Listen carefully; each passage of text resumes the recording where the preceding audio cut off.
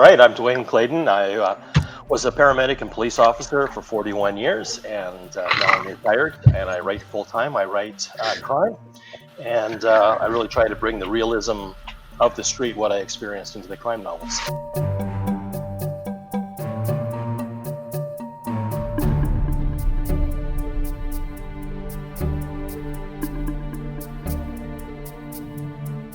Hi, I'm Isa McLaren, and I love crime.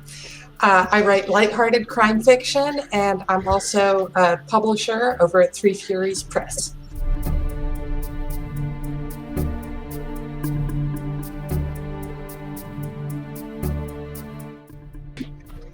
Hi, I'm Julie Hiner and Demons, which is my debut novel in January, and it specializes in serial killer, dark noir detective, and it takes place in the 80s, so it's also infused with heavy metal, so it's a combination, and it's the first of a series of 3, so I'm working hard on that now.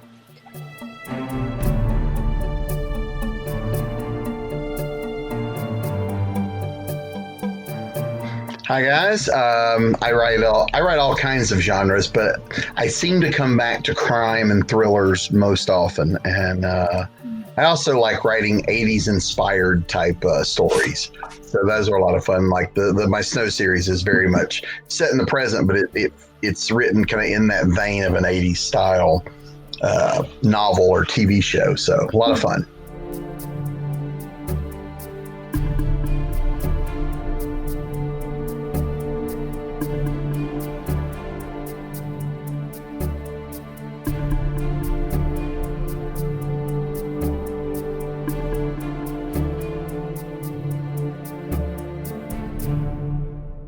Crime fiction, detective story, murder mystery novel, and police novel. These terms all describe narratives that center on criminal acts, and especially in the investigation, either by an amateur or a professional detective, of a serious crime, generally a murder. It is usually distinguished from mainstream fiction and other genres such as historical fiction or science fiction, but the boundaries are indistinct.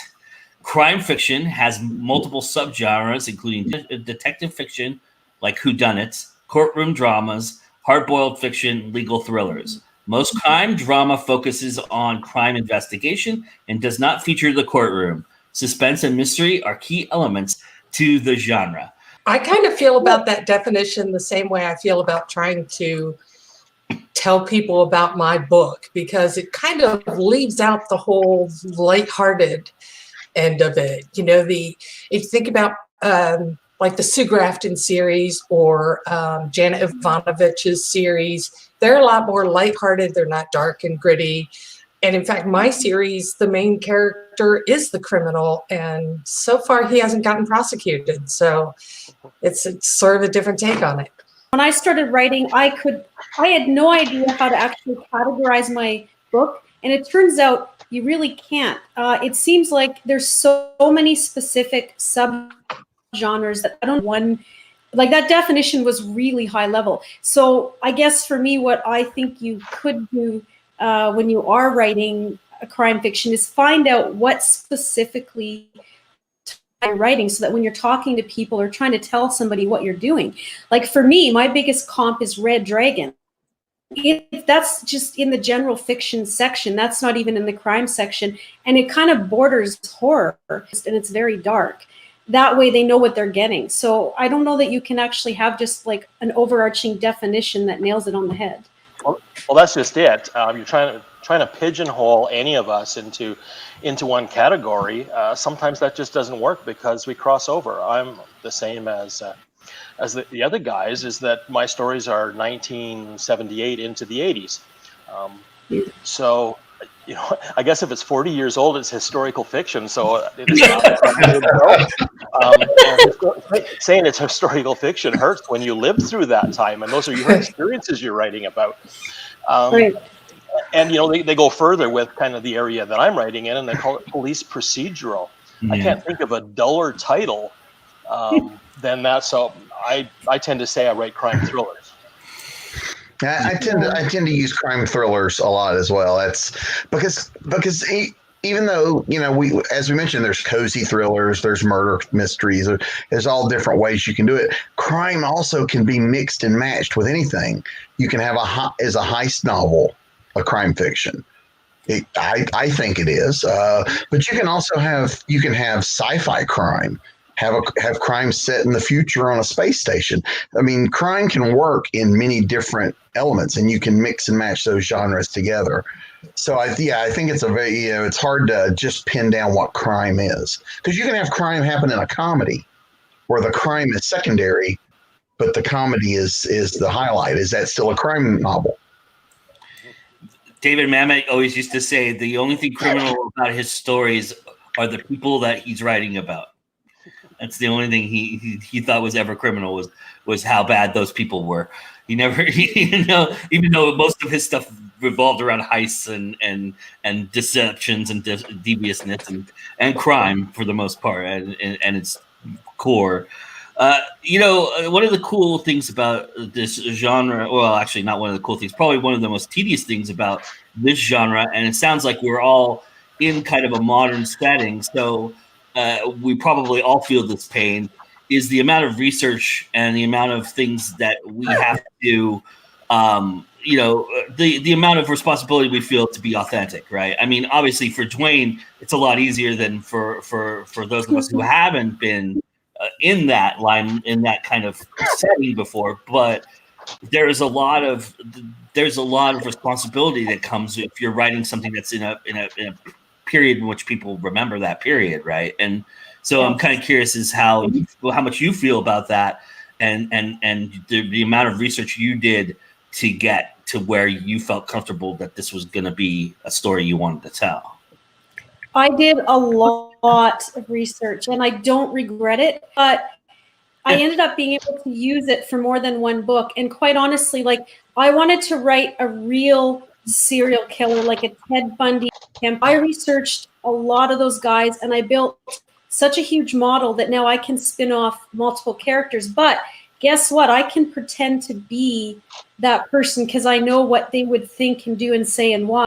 Same on the investigative side. Yeah, I used to be in IT. I knew nothing about homicide investigations. So I interviewed someone for a couple of years. And I also got information about how it was done in that time period. Now, when it came to actually being in the 80s, I lived the 80s. But I went back and checked dates and everything for songs, because you know what? People get upset if you get the song in the wrong month or the wrong year. They know. And I didn't want anyone to be razzled. I wanted them to realize. So I did a lot. I don't know if you could ever do too much, except don't research for 3 years and not write anything. But especially if you're just starting, I mean, it's fine. I think you want to go a little too far. I think, yeah, absolutely right. Research can be a lot of fun. I've learned that people love to tell you what they do. I got to spend a day with the FBI just because I met an FBI agent and said, "Hi, I'm a writer. I would love to talk to you." And that got the ball rolling. I've spent time with police, SWAT members, forensic photographers. I've got a coroner on my list. But I found that if you ask, a lot of people are happy to tell you what they do and give you that inside track to make it sound believable. I know people in separate industries that I've met over the years that I can call and go, "Hey, I have a question for a book," and that helps a lot with the research as opposed to me spending hours down a Google rabbit hole looking for something that I can get by calling someone. Yeah, I did the same. I spent a night in an LA precinct in the robbery homicide area, and I was a fly on the wall. I got to sit at a desk and just observe and watch. And I have never written so many notes in my entire life on anything. I've never been in any class at school that I wrote that many notes for. So it was very, very fascinating, very interesting. And I mean, there's nothing that replaces the authenticity, like being in the authentic mindset and being around it. There's some things I've done for research that I'm not about to admit to on camera, but I can tell you this. I went to an art gallery and had planned to just kind of poke around and pretend like I was a potential customer or whatever. But it happened to be the gallery owner who was there showing people around because she was short-staffed that day. And I happened to mention I was a writer, and that literally opened every door for me. She showed me her security. She showed me the breaches in the security. Wow. She showed us their process for taking in new pieces and authenticating them. I got a backstage tour of everything, and everything I learned has been used one way or another. Yeah, so like you said, in some respects, it's a little easier for me. I lived a lot of it. I did a lot of it.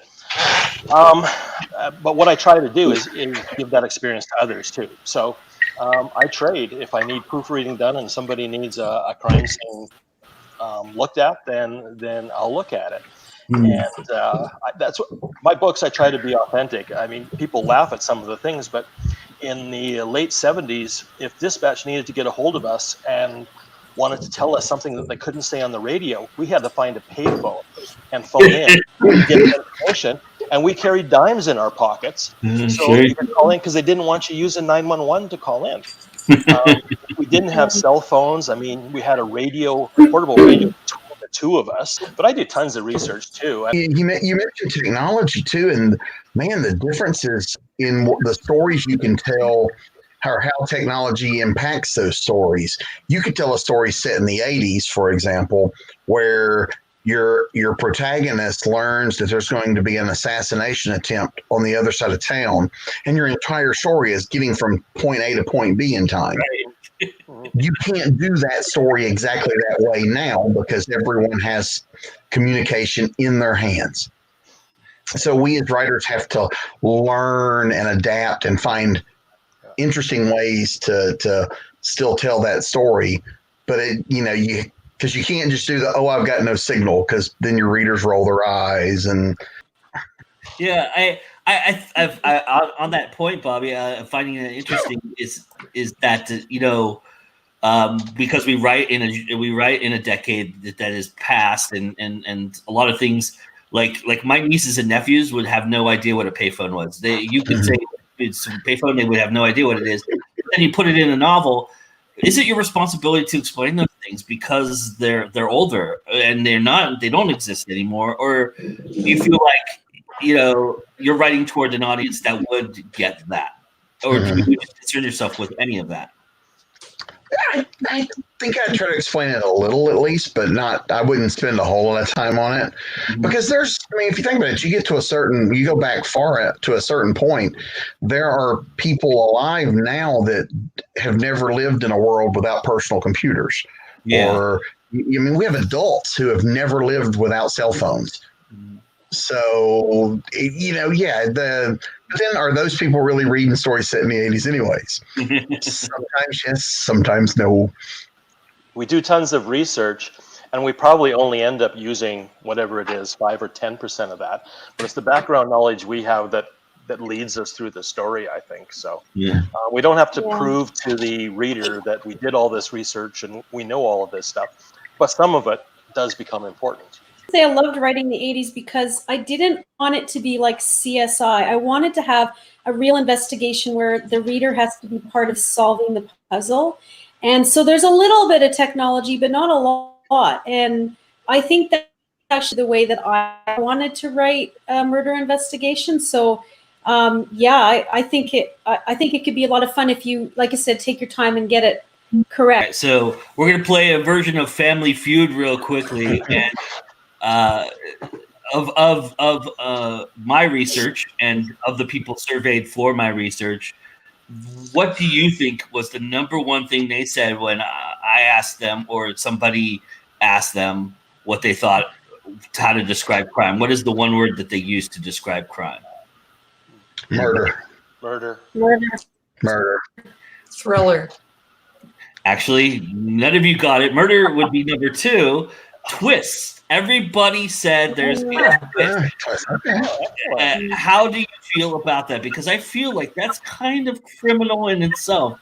Doing a little bit of a disservice to to a writer. But do you feel like because of that, it's in that genre that you have to write that? Do you feel like there has to be something to that effect in there, or do you not worry about that as well?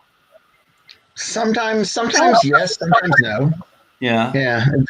Yeah. Sometimes the twist works. Sometimes you don't need the twist. I mean, it's kind of one of those things I play by ear. Now, I love writing a good twist, but I don't sit out and go, okay, I've got to figure out my twist beforehand. A lot of time, the twist usually comes about in the telling of the story or getting to know the characters. And it depends what kind of crime. If you're doing the really dark noir, like The Paperboy or True Detective, like I guess there's a little bit of twist here and there, but it's really more about the characters and how dark everything is and their own torturous journey. Well, my novels have twists in them. And like Bobby said, I don't think I set out to necessarily have the twists. And one I was just working on recently, at one point, a lady pulled out a shotgun because she thought she heard something. That was the end of it. And then as I got towards the end, I went, oh, she's already pulled out a shotgun. This would be a good time to use it. I didn't plan it to work that way. It was just, a seed I guess I had planted. Maybe I had it planted in my own mind. And then sometimes the characters talk to me and tell me about a twist that I need to use. I don't use a lot of twists in my writing. There is usually a shift towards the end because all along we've been seeing what the expected end goal is through the protagonist's eyes. And that's not necessarily a realistic view of what's going to happen. So there's that dichotomy of what he thinks is going to happen and what expectations he sets up and then what really happens. But I wouldn't call it a twist. In that, and in the respect that you guys all mentioned murder, this is the age-old debate, right? This is the debate you see on panel after panel at conferences and writing festivals and things like that. Does it have to have a murder to be considered a crime fiction? Is murder the element in which makes all crime come together? Yeah. No, there's so many more interesting crimes to deal with. And depending on the type of crime you're writing, because I know it was mentioned earlier, the cozies, the more lighthearted. Most cozy mysteries, you can have a murder, but you're not allowed to see the murder. Yeah. So, but there have been plenty of heist crimes and theft, and I mean, there's whole series of books that follow, breaking and entering and stealing jewels and things like that. So, I mean, yeah, there's multiples. I think the just murder seems to be just a popular one because we like to kill people. Yeah. On paper. Yeah. On paper, yes. On paper, yeah. Yeah. Yeah, air quote that on. The other trope that also comes up a lot in conversations and panels and things like that, does the case have to be solved in order for you to have a true crime fiction? Gosh, I hope not.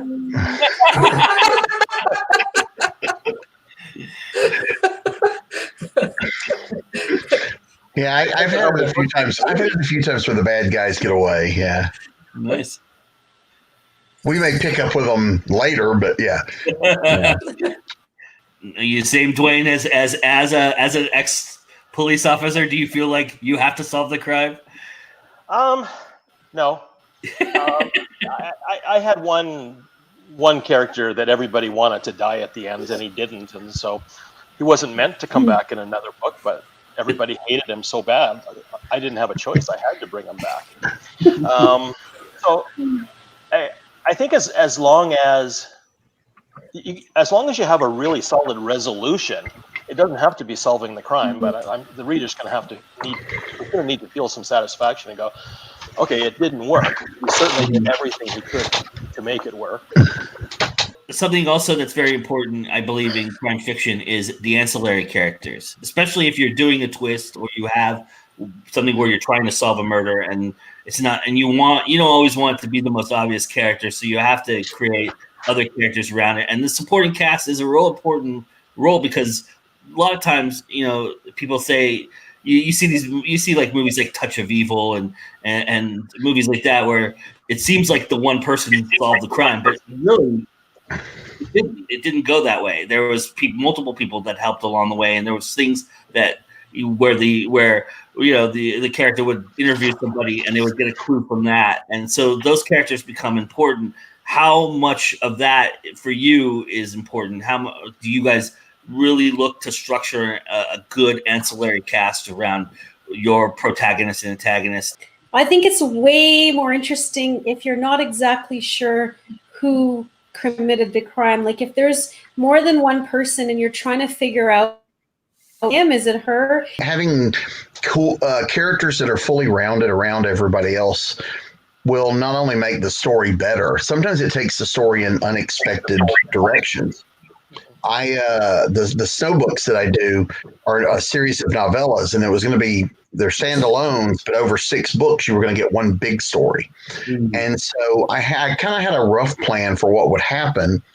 And in book 3, the characters decided that wasn't good enough. And, characters that were supposed to like be around for 6 issues were killed. And so the result is it made a secondary character, which had not up to that point seemed as important, suddenly became more important. And that made the books after that much more interesting because I had a more powerful, more interesting character doing stuff than I did before.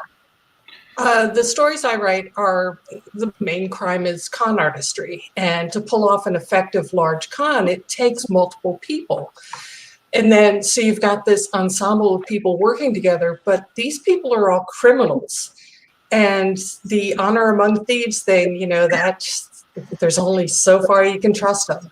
So you got those characters all have to be strong and add that depth to it. So you kind of have to wonder what their role is going to be and whether or not they're going to come back in future books and things like that. And then, of course, the person being targeted, who's around them that's going to block the way and maybe change the plan along the way for them. Yeah, a good ensemble of characters is extraordinarily important.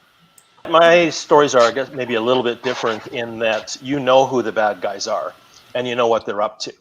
And so the question is, how are the police going to end up clashing at the end? I think I stumbled into my supporting cast mainly because I had way too many in my first novel. And the ones that I thought would carry on weren't often the ones that carried on. And now I finally feel like I've got it down to a supporting cast that's the right size. And it's not, at one point in my first novel, as I was writing, somebody said, "How many characters do you have?" And I looked it up and I had 78. Wow. So that was maybe about, 58 too many. So at that point, I pared it down quite a bit. But subsequently, I pared it down even more now. So now I feel confident with it. Yeah, I'm thinking to myself, are you writing Lord of the Rings in a crime thriller? Is that... That's an epic. The other thing about this genre that I think is unique to it is that it has tropes and cliches that are very, very well defined. The butler did it. The smoking gun. All of these things that tend to come up all the time. What is a trope that you always avoid, and what's one that you've actually embraced that you use in what you write? My cops haven't eaten donuts yet, so I'm trying to avoid that. No Tim Horton trips in your novel. Yeah, that's the thing is, Tim Hortons wasn't that big then, so we really didn't have that availability. So I think we ate more pizzas than we ate donuts. For sure. I actually did use the hat and the coat and the car, but I polled people to get an opinion, and I went with what people said, and I watched a lot of shows in the genre that I'm trying to write, and it just works. I think people like it. I was told by people, don't make the detective drink right in the first scene, right off the bat. It develops over time and there's reasons for it. But actually in the first book, he sticks to ginger ale and he purposely does it because he's trying to stay focused on this case and he's really struggling with it. So I avoided that, but I did use the hat, the coat, the car, It seems to work. So, well, there are some tropes. I mean, and sometimes the things that are tropes are a good shorthand for the audience. So they may not. I don't always consider them all bad. But you certainly have to recognize them or recognize the cliches. And sometimes you can use the fact that you recognize that it is a cliche, to your advantage by having them comment on the fact that it's a cliche. Or I can't believe we stumbled into, we got into this predicament, so there are ways you can kind of play with those tropes. And but yes, I also have not had my cop stop at a donut shop. I haven't had that. Or I did do one in my latest book that I kind of groaned when I first did it, but it worked. Where the character is a PI and he runs across the cop that's get on for me, kid, can't stand PIs, that guy. And so, but I made it work because he kind of jokes about how, Jesus, like you walked out of an episode of like the Rockford Files or something. The only one I've actively avoided is a hardened ex-convict, someone who's been in prison and comes back, worse than before. It's totally not true for mine. The one that I embrace, though, is the trope that kind of came about from the show Leverage, where sometimes bad guys are the only good guys you get. Mm-hmm. So in writing a series and developing a character all the way through a series, how much of it do you feel like you reveal every time? Do you feel like you get more and more of the character as we go along, and how much do you get more comfortable with that character? Does that kind of character does it kind of melt like butter for you in a certain, with using a certain metaphor like that? Is it kind of like old hat? You kind of feel like, oh, I know this guy pretty well, and maybe I should tell the audience about this that I know about it, and that's kind of how it works for when you're writing a character over and over again. It's really hard for me to hold back. I developed this character first as an MMO character, and then started writing about him. And there are things that I know that I just want to blurt out and tell everybody, but that's not how this character would do it. He's extraordinarily secretive. So the audience will learn more about him, but it's going to be like pulling teeth. Nice. I like that. It's kind of like peeling an onion. I mean, we know a lot of the big stuff as up front, like the big secrets for the character.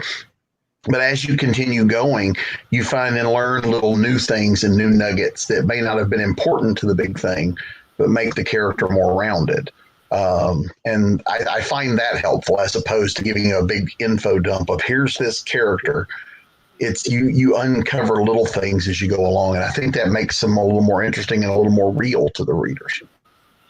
I think I'm on book 3 with the same detective, and I think it's also part of because I'm writing now for several years, so it's practice. But I got so close to him, I really knew who he was, and now I'm letting him do really bad things when he needs to. So I feel like letting him just do whatever he needs to do to get through his story. So definitely I feel like I know him even better the more that I write him, and I'm more confident in showing that too on the page.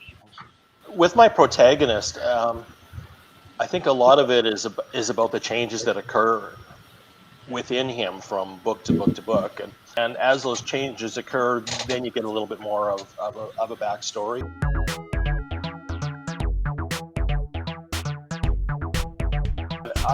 I'm not really sure if either country really has a security service, because if they're looking at any of our histories for searching and they haven't come to talk to us, then right?